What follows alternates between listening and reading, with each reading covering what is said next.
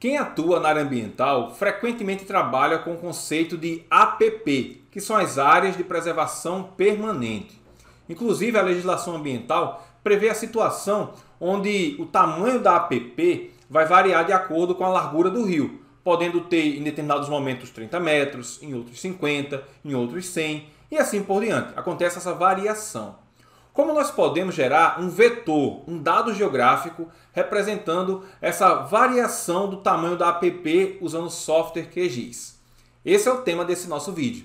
Seja muito bem-vindo, seja muito bem-vinda. Eu sou Anderson Medeiros, fundador da QlikGel, e nessa aula eu vou lhe ensinar o passo a passo necessário para, usando o QGIS, você gerar um buffer de distância variável e assim poder aplicar nesse tipo de análise de APP. Então, se esse assunto lhe interessa, quero convidar você que, por acaso, ainda não está inscrito aqui no nosso canal, para inscrever-se e ativar as notificações para ser avisado sempre que publicarmos um novo material. Além disso, se você gostar dessa aula, se ela for útil para você de alguma maneira, por favor, não esqueça, deixe o seu like e compartilhe sem moderação para que esse vídeo chegue a mais pessoas interessadas em produção de mapas, geoprocessamento e geotecnologias e suas aplicações de forma geral. Então vamos então entender melhor a situação que nós vamos trabalhar aqui. Nessa tela que você está visualizando, você tem a nossa área de estudo e nela nós temos a definição vetorial de alguns rios da localidade. E nós queremos então gerar essas APPs através do recurso de buffer, onde você vai ter tamanhos diferentes para cada um dos buffers dependendo da largura do rio. Seria algo semelhante a esse buffer que eu já gerei previamente para você visualizar. Você só de olhar já percebe que você tem aqui buffer com uma largura menor e você tem aqui outros com a largura maior. Fica ainda mais claro se você inverter aqui a ordem das camadas e colocar o buffer por baixo da camada de drenagem.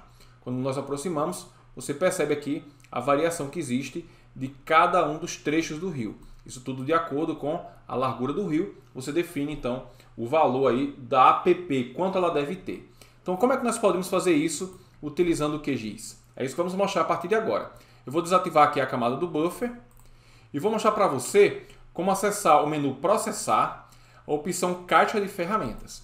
Vale lembrar que o QGIS ele tem mais de uma forma de você gerar esse tipo de APP. Eu vou mostrar para você aqui uma das mais usuais, a que eu utilizo no dia a dia no meu trabalho.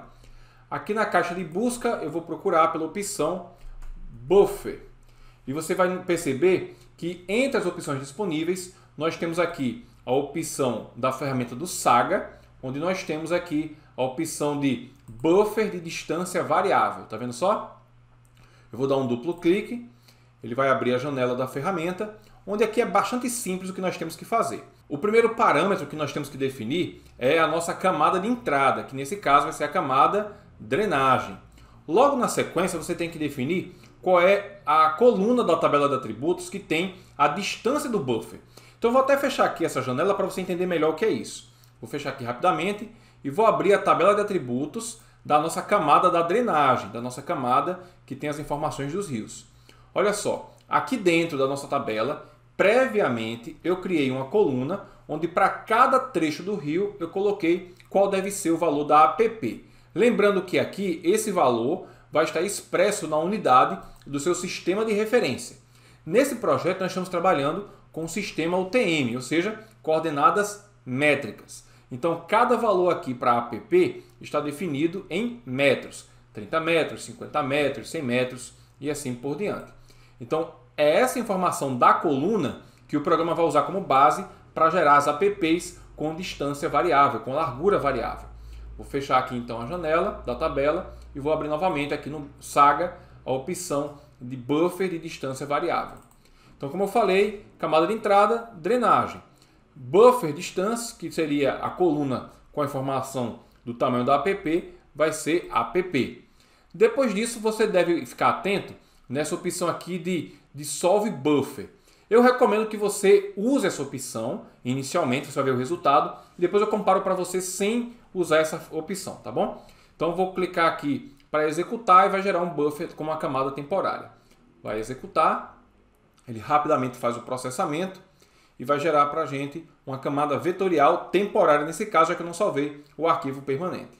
Olha só, ele finalizou o processo, gerou aqui a nossa camada, que já está aqui no painel de camadas, posso fechar aqui a janela e você tem aqui o buffer que foi gerado de acordo com a nossa tabela de atributos. Vou colocar ele mais uma vez aqui para baixo, para você visualizar, e perceba que você tem na linha central o rio, normalmente, e ele cria aqui a faixa de domínio, a app, de acordo com o valor da tabela de atributos. Uma coisa que eu quero mostrar para vocês é como é que fica o buffer se você não marcar aquela opção do dissolve, tá bom? Vou abrir de novo aqui a janela da ferramenta de distância do buffer e vou gerar aqui para você ver também, usando o mesmo critério, a coluna app, vou desmarcar o dissolve. Em alguns casos vai ser interessante não estar realmente dissolvido. Vou pedir para executar, vai gerar uma outra camada temporária e nós vamos poder comparar os resultados. Olha só, ele acabou de executar, criou aqui a nossa camada, podemos fechar e eu vou colocar ela também por baixo da drenagem para você enxergar melhor. Perceba que basicamente a diferença é que para cada trecho do rio onde muda-se o tamanho da largura, ele vai ter como feições diferentes. Está vendo só? Ele cria aqui um segmento diferente. Diferente do outro buffer, onde ele faz a quebra dessas barreiras de variação de feições, de quando você tem a variação de uma largura para outra da app. Simples assim. Então acabamos de definir aqui o nosso buffer de distância variável para você poder criar sua área de preservação permanente de acordo com a largura do rio. E aí, o que você achou dessa nossa aula de hoje? Foi útil para você? Eu quero lembrar que você é sempre convidado a maratonar os vídeos da ClickGel, assistindo os conteúdos em especial que nós recomendamos nos cards dos vídeos, no izinho que fica na parte superior e também na descrição das aulas.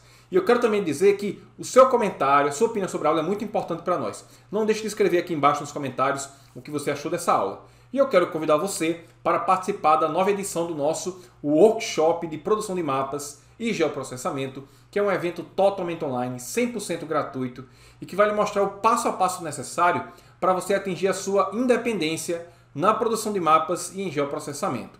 Para mais detalhes, veja o link que vai estar na descrição desse vídeo. Vejo você então na nossa próxima aula, no nosso próximo vídeo.